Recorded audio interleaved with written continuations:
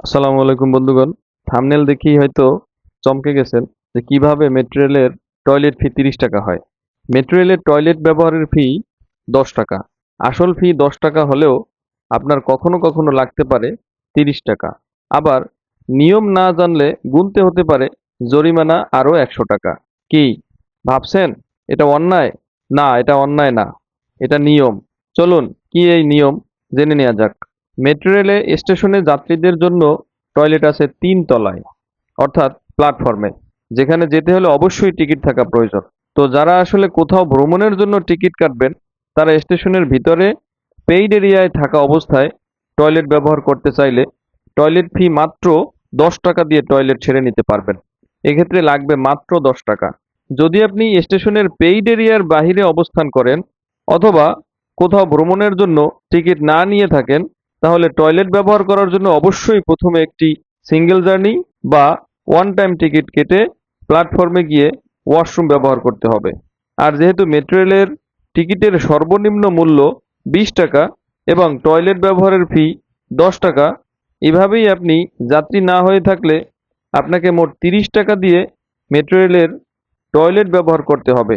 তবে চাইলে আপনি সেই টিকিট দিয়ে 20 টাকা ভাড়ার সমপরিমাণ দূরত্বের স্টেশনে ভ্রমণও করে আসতে পারেন।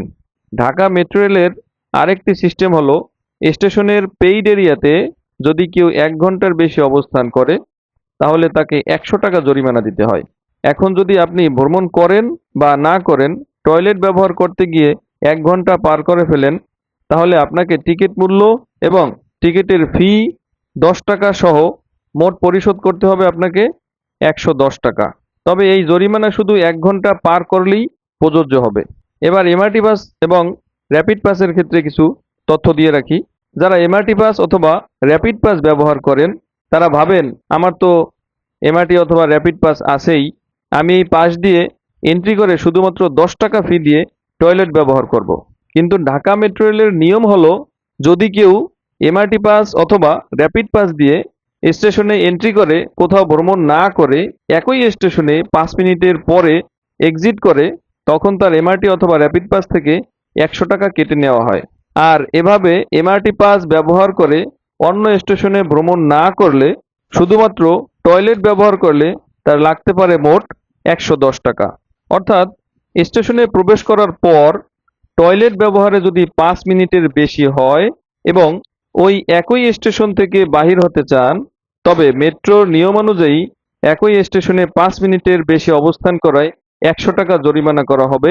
তবে আপনি যদি একই স্টেশনে বের না হয়ে পরের স্টেশনে চলে যান, তবে আপনার খরচ হবে 18 টাকা এবং টয়লেটের 10 টাকা সহ মোট 28 টাকা খরচ হবে।